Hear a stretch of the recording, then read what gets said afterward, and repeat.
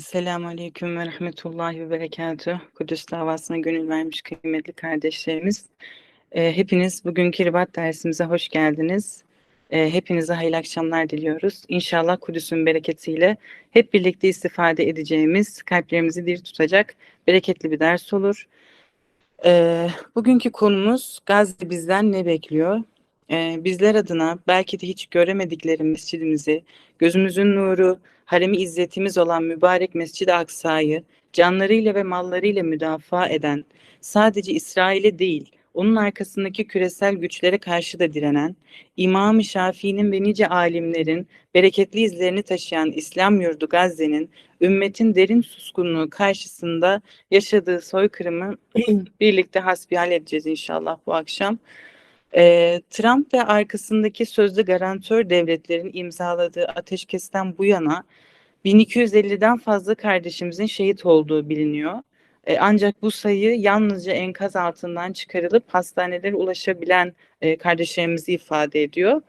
Enkaz altında hala ulaşılamayan şehitlerimizle birlikte gerçek sayının bunun çok üzerinde olduğu tahmin ediliyor. Nitekim geçtiğimiz günlerde de zaten 3 yıl önce evleri bombalanan aynı aileye mensup Ebu Şeria ailesi, aralarında 40'tan fazla kadın ve çocuğun da bulunduğu 112 kardeşimizin naaşına ancak enkazın yıllar sonra kaldırılabilmesiyle ulaşılabildi ve cenaze merasimleriyle defnedilebildiler. Kim bilir bugün Gazze'de harabe ve adeta hayalet bir şehre dönüşmüş binaların enkazı altında daha kaç kardeşimiz defnedilmeyi bekliyor. Gazze'deki soykırım ateşkes adı verilen bir aldatmacanın gölgesinde bütün acımasızlığıyla devam ederken cihat dinine mensup Müslümanların büyük bir kısmının derin bir sessizliğe bürünmesi, vehin hastalığına kapılması üzerinde uzun uzun düşünmemiz gereken ağır bir imtihandır. Mazlumların feryadı semaya yükselirken, ümmetin birçok beldesinde gündelik hayatın hiçbir şey olmuyormuş gibi devam etmesi, yüreklerimizi sızlatan, vicdanlarımızı muhasebeye çağıran acı bir tablo olarak karşımızda durmaktadır. Bugün belki elimizden her şey gelmeyebilir. Ancak dert edilmekten, dua etmekten, hakkı haykırmaktan, zulmü unutturmamaktan ve gücümüz nispetinde destek olmaktan geri durmak bizi bu büyük imtihan karşısında mesuliyetten kurtaramayacaktır. Bu sebeple bir kez daha ifade etmek isterim ki bugün gerçekleştirdiğimiz ribat derslerinin, boykot nöbetlerinin ve Filistin üzerine yapılan ilmi çalışmaların kıymetini bilmeliyiz. Mescid-i Aksa'nın saflarında Gazze'nin ulema ve şüheda kokan gelin misali vakur sahillerinde fiilen bulunamasak da en azından bu kutlu mücadelenin anıldığı, dert edinildiği, unutulmasına izin verilmediği saflarda yer almaya gayret etmeliyiz. Çünkü bu davaya omuz verenin ilk adımı onu gündemimizden ve gönlümüzden düşürmemektir. Rabbimiz bizleri mazlumların derdiyle dertlenen, hakkın yanında sebat eden ve mübarek Mescid-i Aksa'nın özgürlüğünü görebilmeyi nasip ettiği kullarından eylesin. Bu duygu ve düşüncelerle sözü kıymetli Naim hocamıza bırakmak ve programımıza besmele çekmek istiyorum. Buyurun Allah hocam. razı olsun. Teşekkür ediyorum. Sanırım sesim iyi geliyordur ancak görüntü iyi geliyor mu yoksa çevireyim mi şimdi görüntüyü? Çevirseniz daha iyi olur gibi hocam sanki. Evet. Evet, böyle daha iyi. Tamam. Böyle yapalım. Hı. Teşekkür ediyorum. Öncelikle Dijital Ribat ekibine bu yani çalışmalardan ve programlardan ve periyodik olarak düzenledikleri, düzenli olarak düzenledikleri o programlardan dolayı teşekkür ediyorum ve tebrik ediyorum. Bugünkü konu başlığımız Gazze bizden ne bekliyor? Aslında şöyle bir soru akılabilir. Gazze gerçekten bir şey bekliyor mu bizden? Tabii öncelikle konuya geçmeden önce biz kelimesini biz okuyoruz. Gazze bizden ne bekliyor diye bir soru var. Biz kimiz? Biz Müslümanlarız. Biz İslam'ın hak din olduğunu inanan ve şehadet mertebesine yükselmeye çalışan, yükselmek için elinden geldiğince diyelim çaba sarf etmeye çalışan Müslümanlar aslında. Ve kardeşlerinin duyduğu acıyla dertlenen Müslümanlarız. Dolayısıyla bizden kasıt şu: Filistinliler veya işte Türkiye'liler veya işte ne bileyim diğer toplumlar değil. Biz dediğimizde bunların toplamı dolayısıyla Müslümanlar, yani ümmet. Dolayısıyla Gazze bizden ne bekliyor? Yani Gazze ümmetten, Gazze Türklerden, Gazze Kürtlerden, Gazze Araplardan, Gazze Endonezyalılardan, Gazze Müslümanlardan ne bekliyor sorusunun cevabına değinmeye çalışacağız inşallah. Dolayısıyla şöyle bir soru akılabilir dönecek olursak konuya. Gazze bizden ne bekliyor? Gazze bizden aslında bir şey bekliyor mu? Niye bekliyor peki? Böyle bir soru akla gelebilir. Mesela şu an mesela Gazze'de bir katliam söz konusu veya diyelim Ukrayna'da bir katliamlar söz konusu orada. Ukrayna bizden bir şey bekliyor mu? Veya biz Ukrayna için bir şeyler yapmalı mıyız? Veya bu soruyu Gazze için söyleyecek olursak Gazze bizden bir şey bekliyor mu? Gazze için bir şeyler yapmalı mıyız? Diye sorabiliriz aslında. Gazze, ben Müslümanım diyen herkesten ve ben insanım diyen herkesten bir şey bekliyor tabii. Tabii insansa farklı bir şey bir beklenti içerisinde Gazze, eğer Müslümansa farklı bir şey bekliyor. Eğer Türkiye'de yaşıyorsa farklı bir beklenti oluşmuş oluyor. Eğer Arabistan'da yaşıyorsa farklı bir beklenti ortaya çıkmış oluyor. Gazze bizden ne bekliyor arkadaşlar? Yani Müslümanlardan ne bekliyor Gazze? Gazze ilk işte nasıl diyelim, ekstra olmayan şeylerden başlayalım. Gazze bizden boykot yapmamızı istiyor mu? Biz yaparsak kendimiz için yapmış oluyoruz. Gazze için yapmış olmuyoruz. Eğer Gazze bizden ne bekliyor mesela diye, dua bekliyor mu Gazze bizden? Vallahi bana sorsanız onların duası daha makbul. Yani bizim aslında Gazze'deki Müslümanların duasına muhtacız. Gazze bizden ne bekliyor?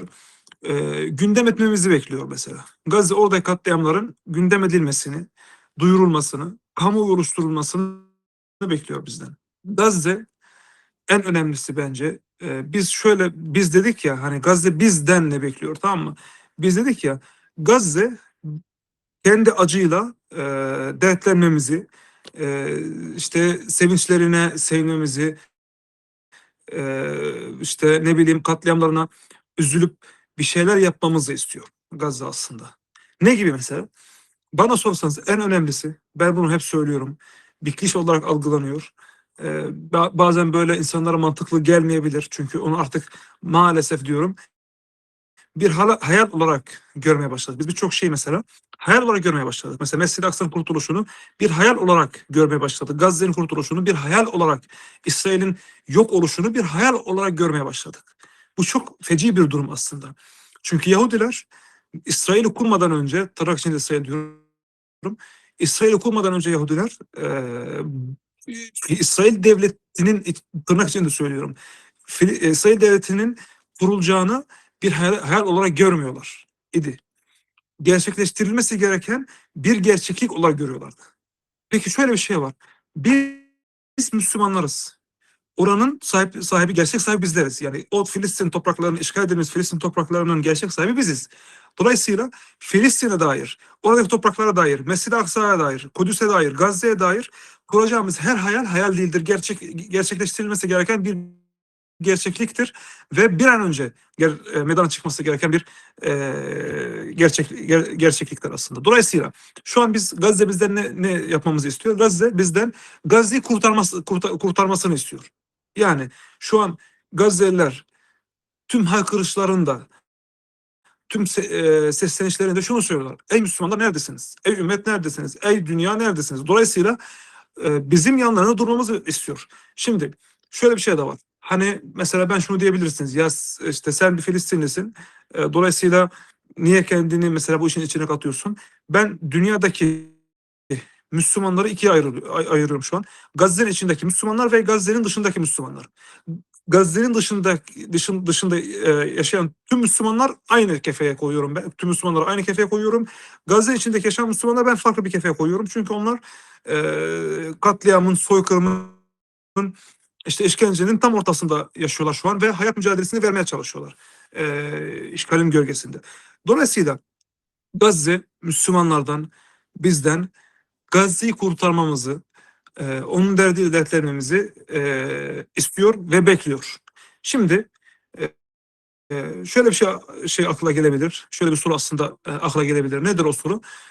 Gazze böyle bizden mi gerçekten istiyor? Yani ben Gazze'yi kurtaracak olan ben miyim? Yani ben Gazze'yi nasıl kurtarabilirim? Tamam mı? Elimde hiçbir şey yok. Gücüm yok. İşte herhangi bir şey herhangi bir şeyim yok. Yani Gazze benim bekliyor. Ve şöyle bir şey de var. İşte bana mı kaldı bu iş yani? Bu iş bana mı kaldı? Arkadaşlar şöyle bir şey var. Mescid-i Aksa esir olduğu müddetçe, Gazze esir olduğu müddetçe, Kudüs olduğu müddetçe demek ki evet bize kaldı bu iş. Tamam mı? Demek ki bize kaldı. Eğer Gazze hala kurtarılmadıysa, eğer Mescid-i Aksa'da hala sıkıntılar varsa, eğer 40 gündür Harem İbrahim'de, El Halil'deki Harem İbrahim'de ezan okutulmuyorsa demek ki bize kaldı bu iş. Demek ki bize düştü iş. Tamam mı? Dolayısıyla bunun farkında olarak, bunun bilincinde olarak hareket etmeliyiz ve ona göre adımlar atmalıyız. Şöyle bir şey peki çıkıyor ortaya. Tamam ben ne yapayım mesela? Şu an programlar yapıyoruz. Başka ne yapabiliriz? Gibi şeyler ortaya çıkabilir. Şöyle bir şey var arkadaşlar. Yahudiler işte Siyonistler diyelim veya Yahudiler diyelim fark etmez. Tamam mı? Bunlar Filistin'i tamam mı? Veya işte kutsal toprakları edebi argümanlarla kurtarmadılar orayı. Kendi açısından yani baktığımızda tamam mı? Bize göre işgal etmediler diyelim. Bunlar nasıl yaptılar bunu? Bu işin ciddiyetine vararak. Yani biz böyle bir sürecin içindeyiz.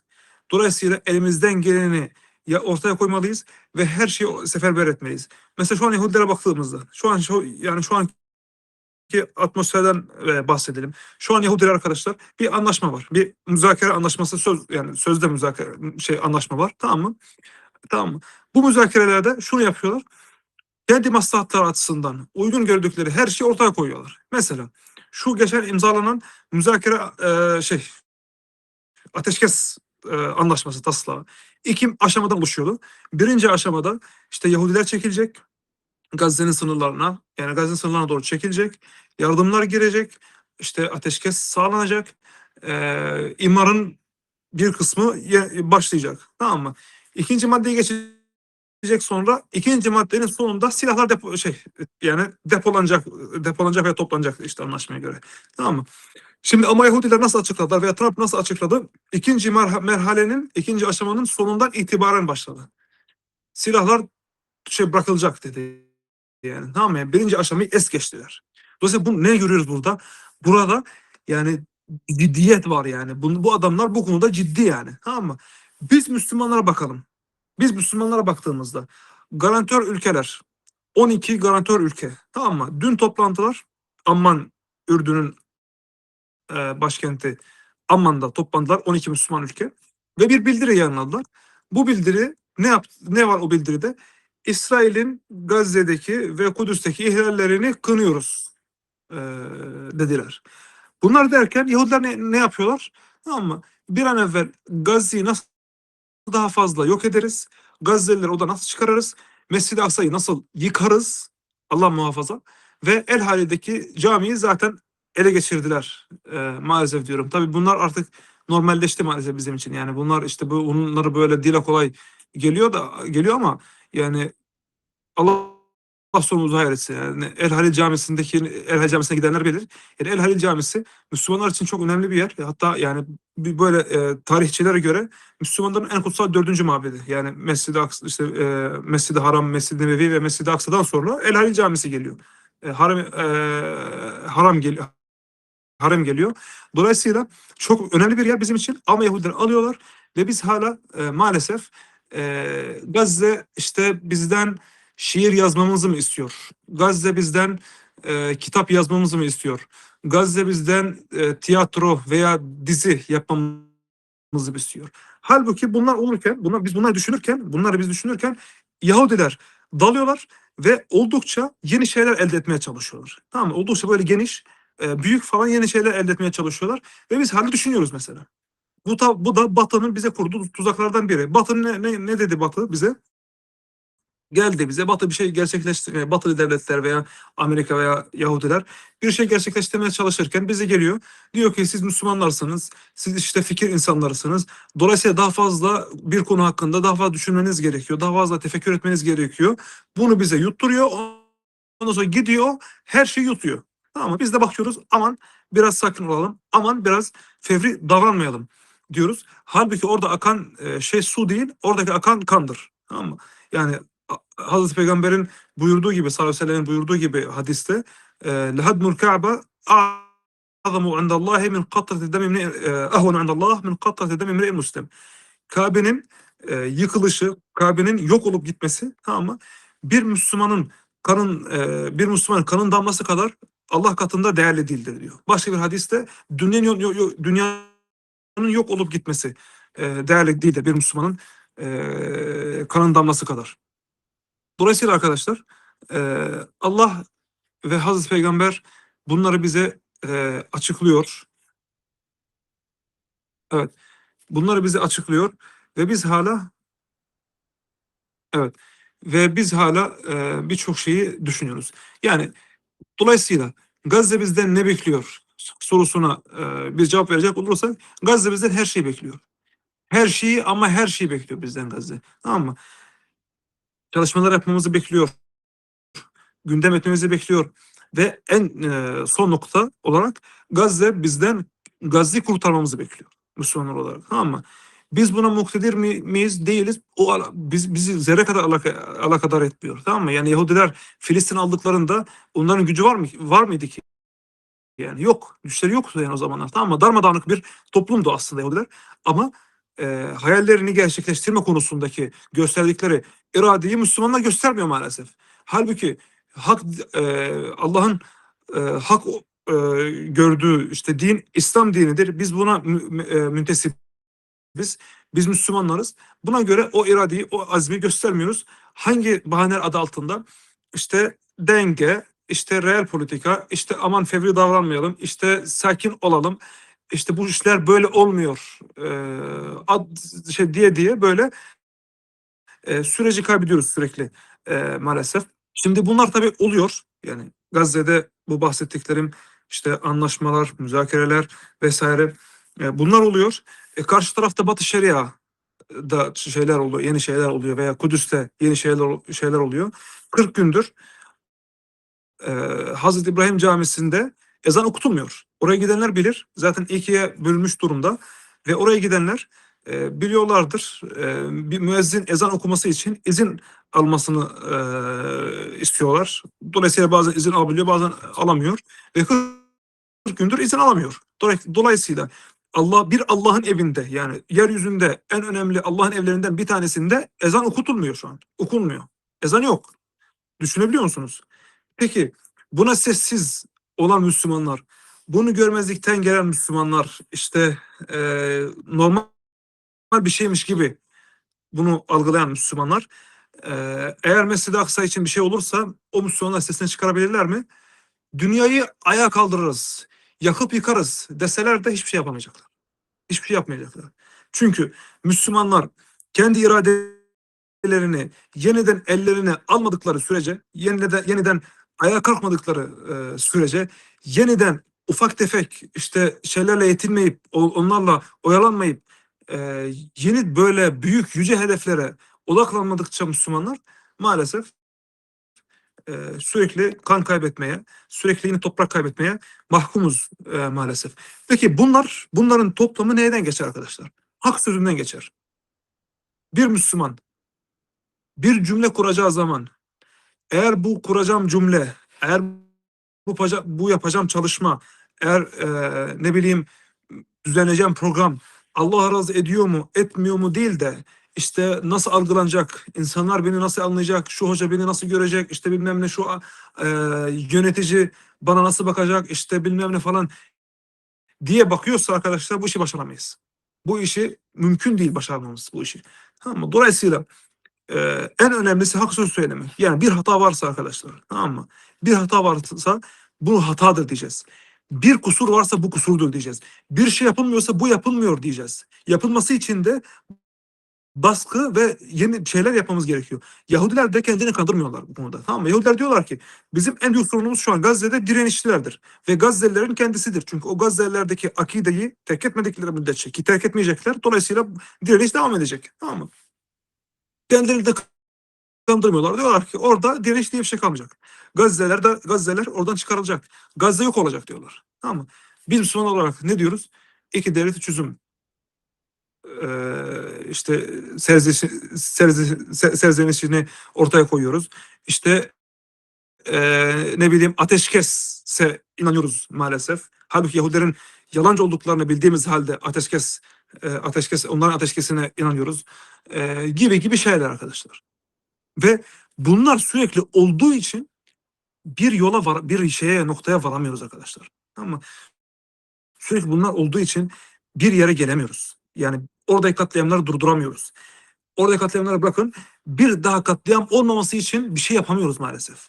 Tamam mı? Çünkü neden arkadaşlar? Bizim irademiz, Müslümanlar olarak bizim irademiz elimizden alındı, çalındı arkadaşlar. Ne zaman çalındı? Osmanlı Devleti'nin yıkılmasıyla birlikte çalındı. Tamam mı? Bizim Gazze'yi koruyan, işte Kudüs'ü, Batı Şeria'yı, işte tüm Müslümanları koruyup kollayan bir Osmanlı hilafeti vardı. Bu işte yıkıldı. Yıkıldıktan sonra arkadaşlar irademiz elimizden çalındı ve irademizi elimizden çalan kimseler Filistin'i sattılar, Batı Şeria'yı sattılar, Kudüs'ü sattılar, Gazze'yi sattılar. İşte zamanında 67 öncesi ne demişti Ürdün'le Mısır? Ürdün demişti ki Mısır da demişti aynı şeyi. Ya işte bu Filistin meselesi orduların çözebileceği bir mesele. Dolayısıyla halk sakinleşmeli, gruplar olmamalı falan filan demişlerdi. Ama bunu dedikten sonra Ürdün Batı Şeria'yı teslim etti. Mısır da Gazze'yi teslim etti. Dolayısıyla Gazze ve Kudüs ile Batı Şeria, tamam mı? Müslümanlardan bir şey bekliyordu. Ama beklenti farklı bir şekilde karşılandı yani, tamam mı? Beklenti keşke karşılamasaydı demişti o zaman Kudüs'le Gazze ve Batı Şeria tabii aynı şekilde.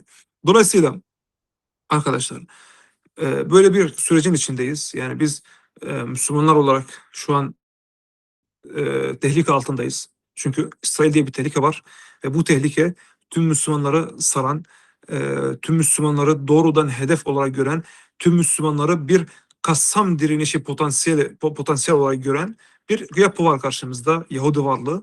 O varlık bulunduğu müddetçe, o varlık hayatta kaldığı müddetçe bize rahat yok. Çünkü bizi rahat bırakmayacaklar. Çünkü onlar insanların yaşadığı sıkıntılardan ve krizlerden beslenen bir topluluktur, bir toplumdur Yahudiler. Bunu tabii dünyanın her tarafında görüyoruz. Özellikle tabii son süreçte Gazze bunu hepimize gösterdi aslında. En güzel örnek aslında Gazze'ydi bu konuda. Yahudilerin gerçek yüzünü kara çıkarma noktasında ki yani tufanı bize gösterdi bunu. Burada tabii Allah bunu ayette buyuruyor zaten. وَلْيَدْخُلُ الْمَسْجِدَ لِيَسُوءُ وُجُوهَكُمْ وَلْيَدْخُلُ الْمَسْجِدَ كَمَا دَخَلُوهُ أَوَّلَ مَرَّةٍ وَلْيُتَبِّرُوا مَا عَلَوْا تَتْبِيرًا. Öyle kullarımız gelecek ki sizin yüzünüzü kara çıkaracaklar diyor Allah. Yani yüzünüzü e, yerle bir edecekler. Yani yerle sürtecekler diyor Allah. Şu an bunu görüyoruz. Elhamdülillah. Gazze bunu bir yere kadar çok iyi bir şekilde, başarılı bir şekilde bunu gerçekleştirdi.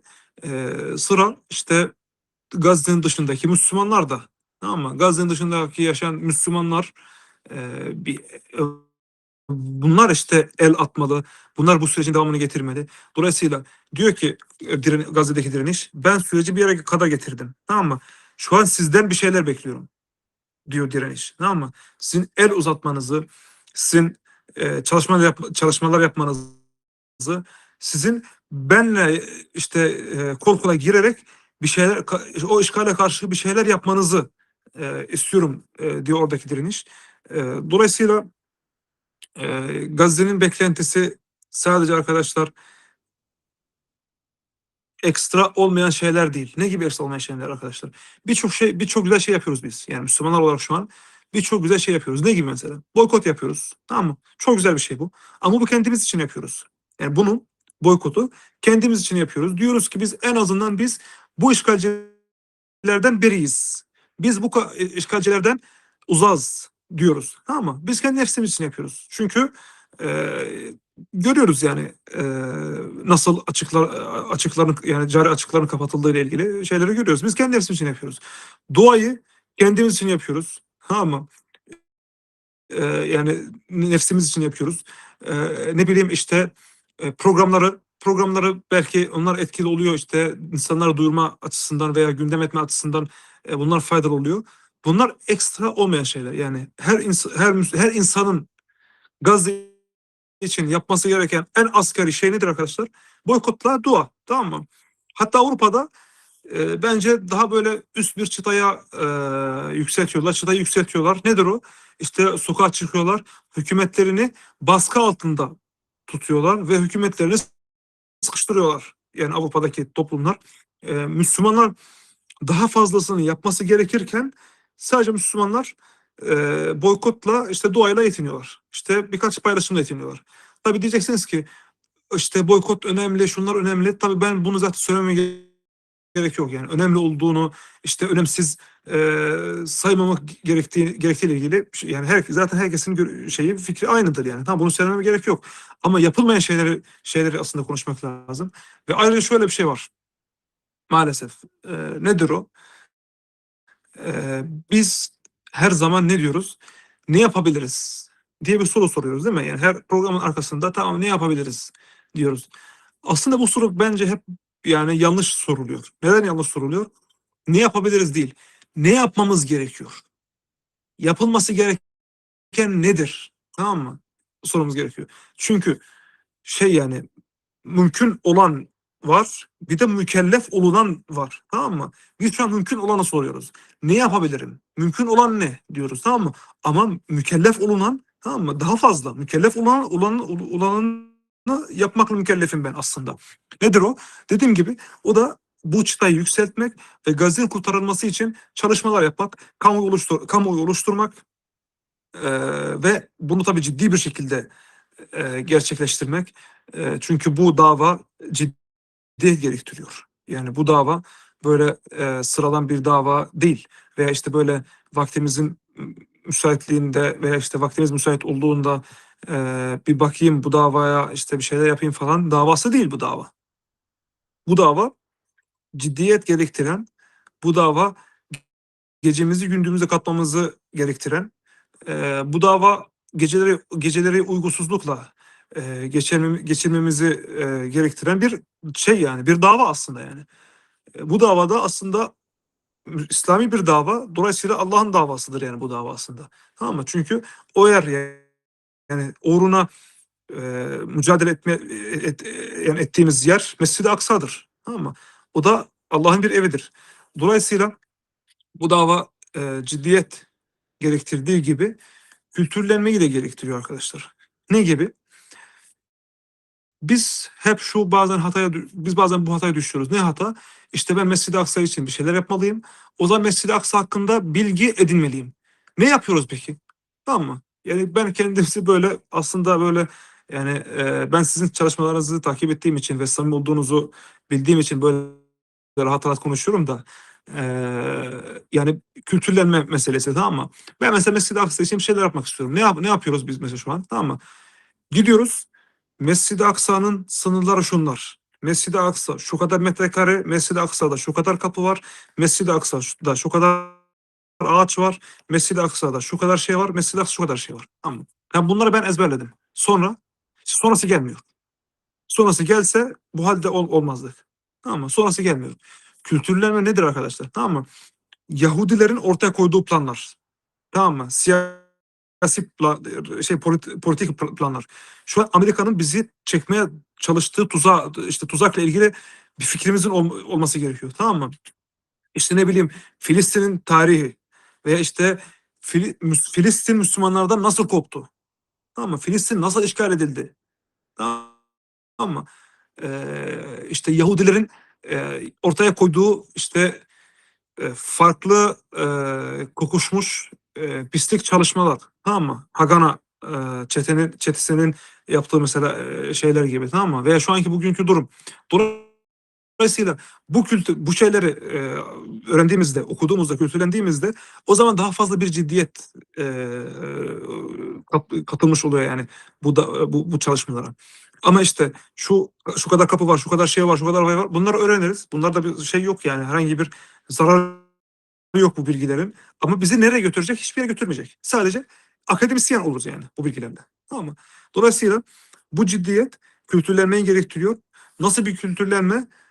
Müslümanları ilgilendiren bir kültürlenme. Bu Filistin elimizde nasıl gitti? Nasıl geri alacağız?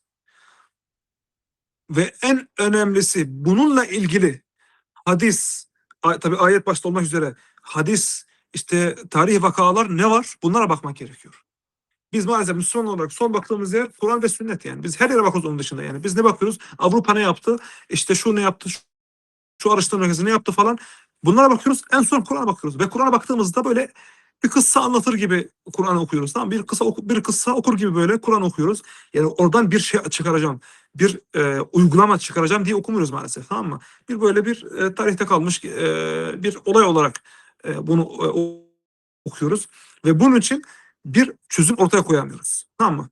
Ve bunu ben bir önceki derslerde zaten anlatmıştım. Bunun bir benzeri var. Yani şu an Gazze'nin yaşadığı sıkıntılar e, daha önce yaşanmıştı Hazreti Peygamber döneminde. Ve bu sıkıntıdan nasıl çıkıldığıyla ilgili çok güzel bir uygulama vardı. Ve programlarda ben zaten anlatıyorum. Sürekli tüm programlarda belki daha önce anlatmışımdır. Mescid-i Aksa ve Gazze, tamam mı? Ve Batı Şeria hani bizden kurtarmamızı bekliyor ya. Bunlar nasıl kurtarıldı?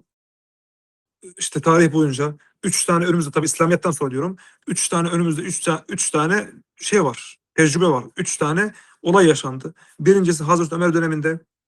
İkincisi Selahaddin Eyyubi döneminde. Üçüncüsünü sayabiliriz, saymayabiliriz. Katabiliriz de katmayabiliriz. Ben onu ekleyeyim. Tamam mı? Yavuz Sultan Selim döneminde. Hazreti Ömer döneminde Hazreti Ömer işte Ebu Ubeyde bin Cerrah komutan olarak atanmıştı ordulara. Irak fethedilmişti. İşte Filistin, Ürdün, tabii o zaman Ürdün diye bir şey yoktu. O topraklar yani Filistin'i veya Kudüs'ü diyelim çevreleyen e, topraklar fethedilmişti. Halkları da Müslüman olmuştu ve bu güçle birlikte bu Müslümanların tüm renkleriyle, tüm ırklarıyla birlikte Mescid-i Aksa doğru yürünmüştü Hazreti Ömer döneminde. Selahaddin Eyyubi döneminde keza aynı şekilde. Selahaddin Eyyubi önce Halep'i fethetti. İşte Musul zaten katılmıştı. Antakya'da katılmıştı. Antakya Krallığı. Beyrut, Sayda, Trablus krallıkları zaten dahil olmuşlardı sürece. En son Kerek krallığı da yıkılmıştı ve katılmıştı. Mescid-i Aksa kaldı. Dolayısıyla İslam ümmetinin tüm renkleriyle birlikte Kürdüyle, Türküyle, Arabıyla, Lazıyla, Çerkeziyle Mescid-i Aksa'ya doğru hareket edildi ve Mescid-i Aksa'nın fethi gerçekleşti. Yani Gazze'nin fethi gerçekleşti. Yani El Halil'in fethi gerçekleşti. Yani Nablus'un, Ramallah'ın, işte Ramallah zaten yoktu. Nablus'un fethi gerçekleşti o zaman. Dolayısıyla bu fetihler, bu kurtuluşlar bir ciddiyetle ve bir harekete geçmeyle meydana geldi. Dolayısıyla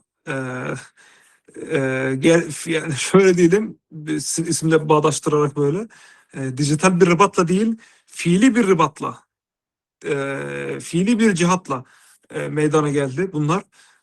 Tabii biz şu an dijital döneminde olduğumuz için her cepheden nöbet tutmalıyız. Her cepheden tabiri caizse saldırmalıyız. Çünkü karşımızdaki düşman hiçbir cepheyi boş bırakmıyor. Her cepheden bize saldırıyor. Elinden geleni yapmaya çalışıyor ve hiçbir şeyi boş bırakmıyor yani düşman. Dolayısıyla biz de aynı şeyi yapacağız. Her yerde ona saldıracağız. Ama İslam'ımıza uygun bir şekilde, yani dinimize uygun bir şekilde bunu yapacağız. Ve o zaman bunu yaptığımızda Allah bize zaferi gösterecektir. Kurtuluşu gösterecektir Allah'ın izniyle. Bu da zaten Allah için zor değildir. Allah sadece bizi sınıyor, bizi imtihan ediyor.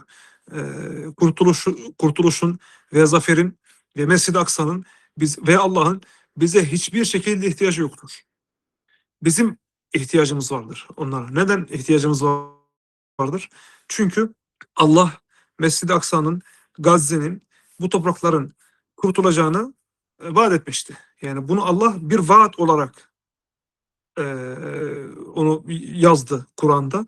Dolayısıyla bu gerçekleşecektir. Bu kesin, %100 kesin bir şey bu. Tamam mı? Kur'an inanıyorsak biliyoruz ki bu %100 kesin bir şey. Peki biz bu işin neresinde olacağız? Şöyle seçenekler var önümüzde. Bu işin bedel ödeyen tarafında olabiliriz. Tamam, bil fiil bedel ödeyen. Tamam, bil fiil. İster Filistin'de olsun, ister Türkiye'de olsun, ister farklı yerde olsun. Yani bedel ödeyenler sadece Filistin'dekiler değil. Burada olup da bedel ödeyenler de var. Tamam mı? Bil fiil bedel ödeyebiliriz. Bedel ödüyormuş gibi, tamam mı, yapabiliriz. Yani böyle bu davayı kullanarak bedel öder gibi, bedel ödüyormuş gibi, tamam mı, davranabiliriz. Tamam mı? Halbuki bedel ödediğimiz yok. Üçüncüsü, ben aman karışmayayım, aman bana herhangi bir şey dokunmasın, tamam mı? Bana dokunmayan yılan bin yaşasın, tamam mı? Diyebiliriz. Ve en sonuncusu, tamam mı? Yok umurumda değil yani, tamam mı? Fark etmez diyebiliriz. Eğer biz bu işin gerçek beden ödenleriyiz, eğer gerçek işte bedel ödeyenler olursak, tamam, Allah o zaman bizi mukafatlandıracaktır Allah'ın izniyle. Ama eğer biz böyle sadece vaktimiz olduğu zaman bakarız, eğer böyle işte sadece böyle işi tabiri caizse böyle romantize edersek, yani işte Mescid-i Aksa, canım Mescid-i Aksa, işte kurtulacaksın, biz de geleceğiz, işte ne bileyim, barış güvercinleri uçuracağız falan, uçurtmalar uçuracağız falan dersek kendimizi kandırmış oluruz arkadaşlar. Dolayısıyla bu davanın gerçek sahipleri, ister Filistin'de olsun, ister Filistin dışında olsun, hiç fark etmez. Tamam? Bu davanın gerçek sahipleri, bu dava uğruna bedel ödeyenlerdir. Bu dava için dertlenenlerdir. Bu dava için geceleri uykusuzlukla geçirenlerdir. Bu ister Türk, ister Arap, ister Kürt olsun, hiç fark etmez. Davanın bir şeyi yok. Tamam mı? Eğer biz bu davanın erileriysek, o zaman Allah bizi mukafatlandırır. Filistin kurtulsun görür görmeyiz. O Allah'ın takdiridir. Ama en azından bunu yaparsak, en azından kendimiz için kıyamet gününde bir şeyler yapmış oluruz diye düşünüyorum. Ve er ya da geç dediğim gibi bu zafer gerçekleşecektir. Yahudiler yok olup gidecektir. Tamam mı? Filistin'den. Ve bu kesin bir şey. Buna inancımız tam %100. Herhangi bir şüphe yok. Çünkü Allah'ın vaadidir bu. Biz bu işin neresinde olacağız? Ona bakmamız gerekiyor. Ve gerçekten samimi bir şekilde arkadaşlar. Arkadaşlar, gerçekten samimiyet çok önemli yani. Samimi bir şekilde, halis bir niyetle, aklımızı kullanarak, akıldan önce Kur'an'da ve sünnette ne yazıldı ona bakarak, sonra aklımızı kullanarak, dertlenerek, ciddi bir şekilde, samimi bir şekilde gayretlerimizi ortaya koyarsak, Allah o zaman bizi muvaffaklandıracak, bizi zafere eriştirecek inşallah. Ve inşallah zaferi görürüz. Yani ben yani bununla yaşıyorum aslında bu hayatta yani. Ben buna inancım yani yüksektir. İnşallah biz bu zaferi bizim çağda, yani bizim dönemde bu zaferi inşallah göreceğiz. Ve Kudüs'ün fatihleri inşallah oluruz inşallah. Ne kadar dertlenebilirsek yani. Ee, Yani bu şekilde diyorum. Dolayısıyla yani bir cümleyle cevap verecek olursam bu soruya, sonra isterseniz soru cevap faslı yapabiliriz. Bu sorduğumuz soruya, Gazze bizden ne bekliyor sorusuna bir cevap verecek olursak kısaca, Gazze bizden Gazze'yi kurtarmamızı bekliyor. Bu da nasıl olur? Ciddiyetle, samimiyetle, halis niyetle, Kur'an ve sünnete bakarak ve aklımızı kullanarak bunu gerçekleştirebiliriz. Onu söyledim. Kınayıcının kınamasından korkmadan, tamam mı? Hakkı haykırmak ve gerçekten dertlenmek, ve kim bunu yaparsa Allah zaten ona yani doğru yolu gösterecektir. Ve inşallah şimdi sorularda ne gelirse bilmiyorum, ona göre devam ederiz inşallah. Ben çok fazla uzatmadan, Tamam. Teşekkür ederiz hocam. Bizlerle sağ olun. değerlendirmelerinizi paylaştınız. Vaktinizden bizi ayırdınız. Mevla rızası üzere bir olmamızı, aramızdaki inşallah anlamsız hudutları yıkıp özgürlüğüne kavuşan Mescidimiz El Aksa'nın saflarında İslam sancağı altında birleşmemizi nasip etsin hepimizin. Amin inşallah. Allah razı olsun. Kıymetli kardeşlerimiz, bu akşam bir kez daha gördük ki Gazze bizlerden yalnızca üzülmemizi ya da onların yaşadıkları acılarına seyirci olmamızı değil, yaşanan zulmü unutmamamızı, unutturmamamızı ve gücümüz nispetinde bu muazzez davanın yanında durmamızı bekliyor. Bir yandan ateşkes söylemleri dillendirilirken diğer yandan bombardımanların, açlığın ve ablukanın devam etmesi, mukaddes beldelerimizde, mekanlarımızda ibadetin, ezan Muhammed'inin dahi engellenmeye çalışılması, mübarek Filistin topraklarında zulmün farklı şekillerde sürdüğünü bir kez daha bize göstermektedir. Belki bugün elimizden bir şey gelmeyebilir. Ancak dua etmekten, ameli cihadımızı sürdürmekten, ilmi çalışmalarla bu davayı diri tutmaktan, bulunduğumuz her ortamda hakikati anlatmaktan ve zulmün sıradanlaştırılmasına izin vermemekten geri durmamalıyız. Bir kez daha hatırlatmak istiyorum ki Filistin'de, Gazze'de ve Mescid-i Aksa'da nöbet tutan murabıt kardeşlerimizi dualarımızdan eksik etmeyelim. Filistin halkının tamamı olduğu gibi Gazze'deki mücahit kardeşlerimiz de harem-i izzetimizi bizler adına savunmak için ciddi bedeller ödediler ve hala da ödemeye devam ediyorlar. Yapabildiğimiz ölçüde ortaya koyacağımız gayretle bu davanın bir parçası olmaya devam edelim. Mescid-i Aksa'nın saflarında tüm peygamberlerin Efendimiz sallallahu aleyhi ve sellem önderliğinde tek secdede buluştuğu mübarek Filistin topraklarında bulunamasak da bu muazzez davanın konuşulduğu, hatırlandığı ve sahiplenildiği saflarda yer almaya gayret edelim. Bu akşam bizlerle birlikte olduğunuz için her birinize teşekkür ediyor. Rabbimizden bu programı bizler için hayırlara vesile kılmasını niyaz ediyoruz. Bir sonraki ribat dersimizde yeniden buluşabilmek duası ile Allah'a emanet olun. Kudüs ile kalın. Esselamu Aleyküm ve Rahmetullah.